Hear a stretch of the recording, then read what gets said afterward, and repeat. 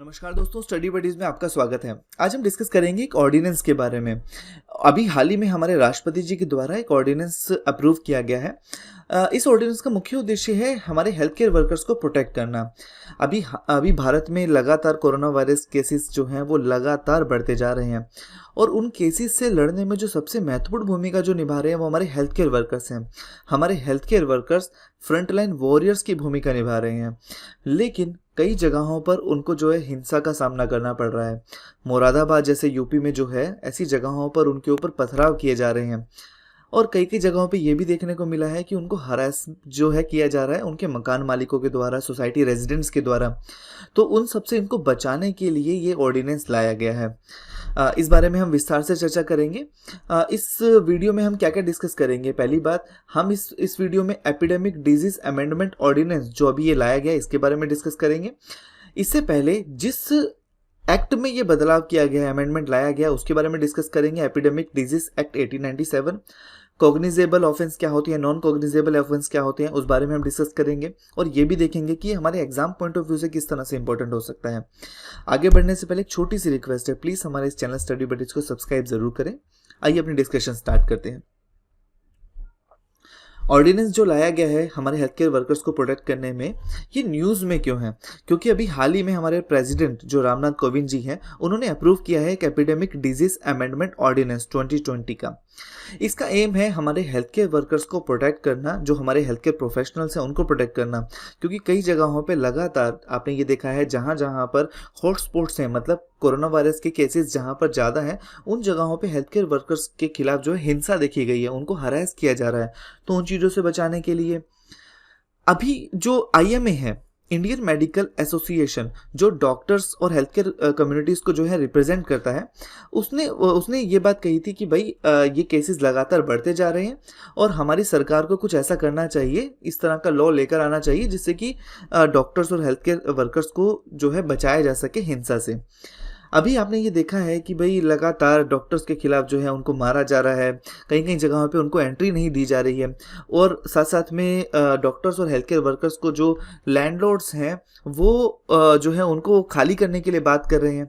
एक तरफ तो ये जो है हम जो है क्या कर रहे हैं, उनके लिए ताली बजा रहे हैं, थाली बजा रहे हैं, उस हेल्थ केयर वर्कर्स की फ्रेटर्निटी को जो है अपना आभार व्यक्त कर रहे हैं। दूसरी तरफ जो है इस तरह की चीज़ें देखी जा रही हैं। अभी हाल ही में चेन्नई में भी इस तरह का केस देखने को मिला कि आंध्र प्रदेश के एक डॉक्टर थे, दुर्भाग्यवश जिनकी कोरोना वायरस डिजीज की वजह से जो है मृत्यु हो गई थी, तो उनके क्रिमेशन को भी नहीं होने दिया गया क्योंकि वहाँ के लोगों को ये लगा कि भाई कोरोना वायरस जो है इससे उनके इलाके में फैल जाएगा। इससे पहले हमने ये देखा कि जो पद्मश्री अवॉर्डी थे भाई निर्मल सिंह खालसा जी, मतलब इनके क्रिमेशन को भी रोका गया। ये पद्मश्री अवॉर्डी थे और ये जो है हजूरी रागी थे, स्पिरिचुअल सिंगर थे गोल्डन टेम्पल के अंदर, और इनको पद्मश्री 2009 में दिया गया था। इनकी बॉडी तक को जो है क्रिमेशन करने से रोका गया। तो कितना बड़ा, मतलब इस तरह से वो चल रहा था, इन चीज़ों को रोकना बहुत ज़रूरी था।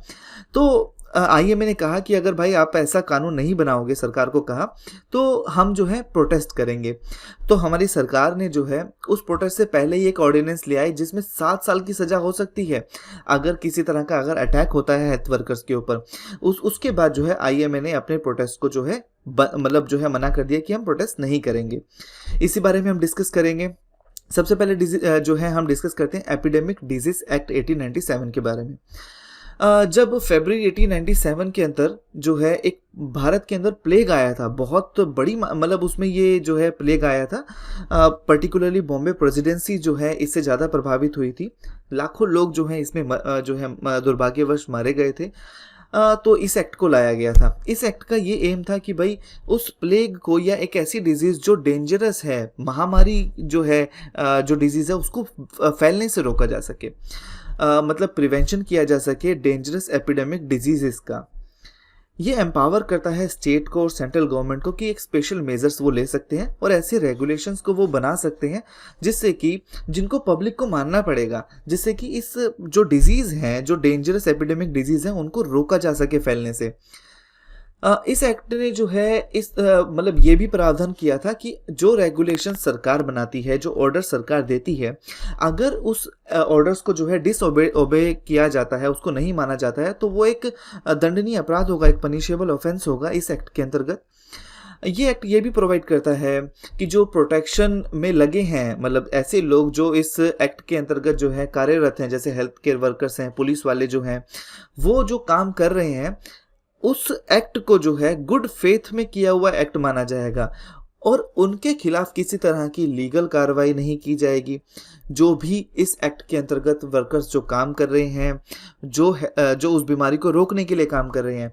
अब मैं आपको एक बात बता देता हूं, इस बात को अभी से जोड़ करके, कि जो अभी पुलिस वाले हैं, आपने देखा होगा ऐसी वीडियोस बहुत सारी, जो पुलिस वाले हैं काफ़ी लोगों को जो डंडा मार रहे हैं, ठीक है, उनको बाहर निकलने से रोका जा रहा है, तो वो इस एक्ट के अंतर्गत ही किया जा रहा है, क्योंकि उन लोगों को जो है महामारी से बढ़ाने से रोका जा रहा है।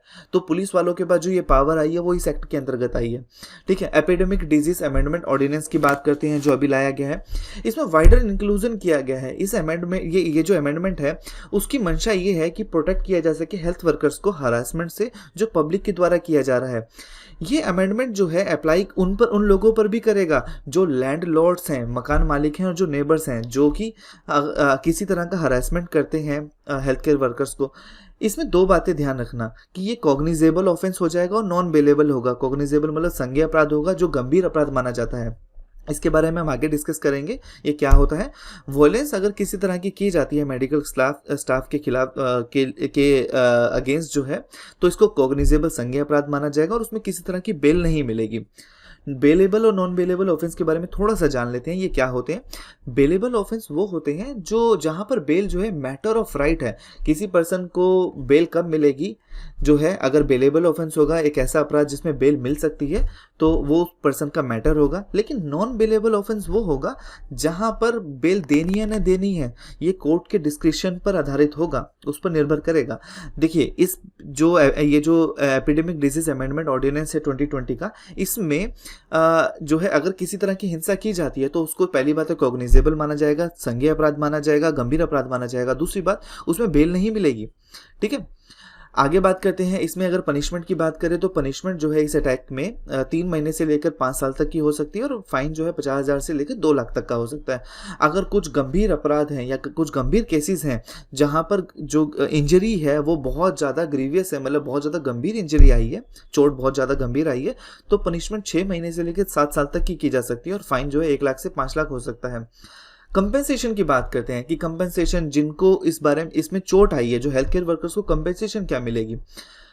इसमें प्रोविजन ये किया गया है कि अगर इंजरी होती है हेल्थ केयर पर्सनल को, अगर उसकी प्रॉपर्टी को डैमेज होता है या जो जहाँ पर जो वो क्लिनिक है वहाँ पे काम कर रहे हैं उसको तोड़ दिया जाता है, तो क्या होगा।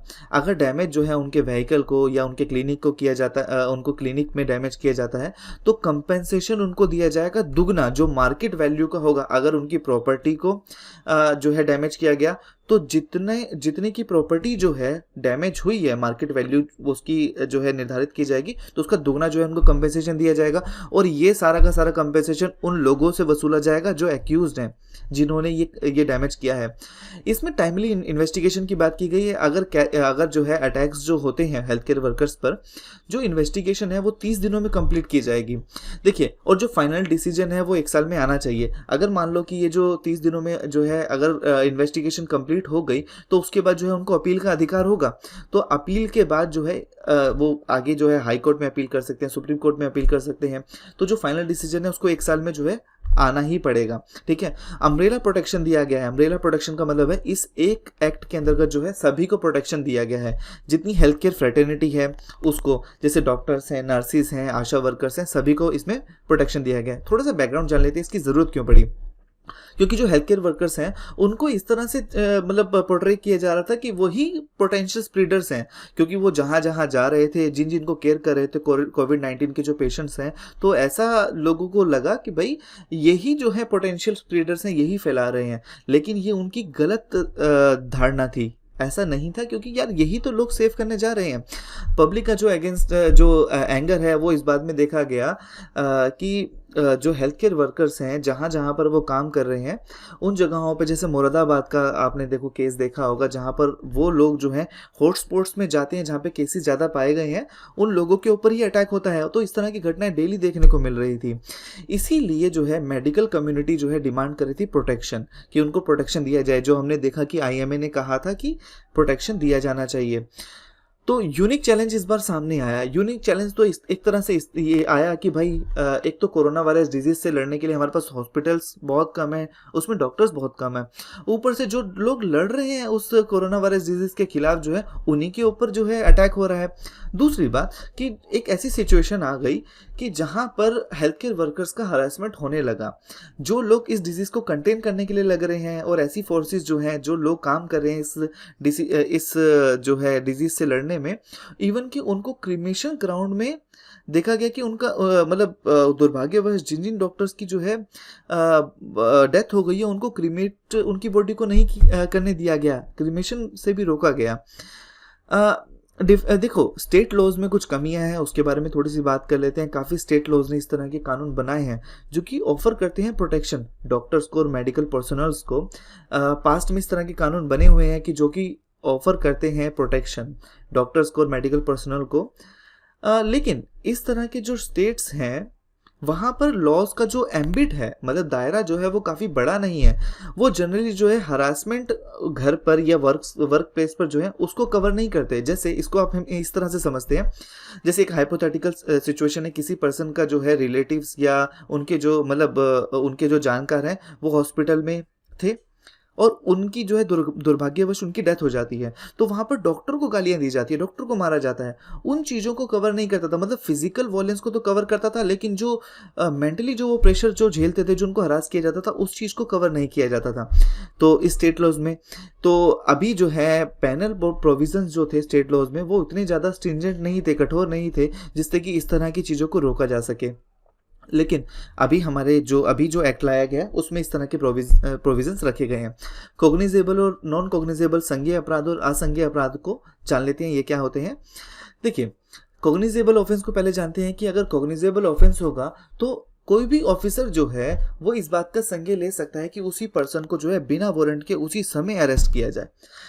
अगर उनके पास ये इस बात को मानने के लिए जो एक रीज़न होता है कि इसी पर्सन ने जो है अगर हत्या करी है, उसी पर्सन ने जो है किडनैप करा है या रेप किया है, कोई गंभीर अपराध किया है, तो हम ये नहीं तो कह सकते ना कि भाई कल जो है कोर्ट खुलेगा, हम जा कर के पहले जो है वारंट लेकर आएंगे और इतने में तो अपराधी भाग जाएगा।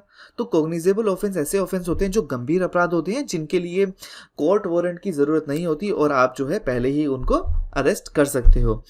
177 की जो लॉ कमीशन की रिपोर्ट थी, उन्होंने कहा था कि कॉग्निजेबल ऑफेंस वो होते हैं जहाँ पे इमीडिएट अरेस्ट किया जाता है, उसी समय 24 घंटे में ऐसे जो अरेस्ट किया जाएगा उसमें उस पर्सन को मजिस्ट्रेट के सामने जो है सामने लाया जाएगा और जो उनका डिटेंशन है उसको रेटिफाई किया जाएगा मजिस्ट्रेट के द्वारा।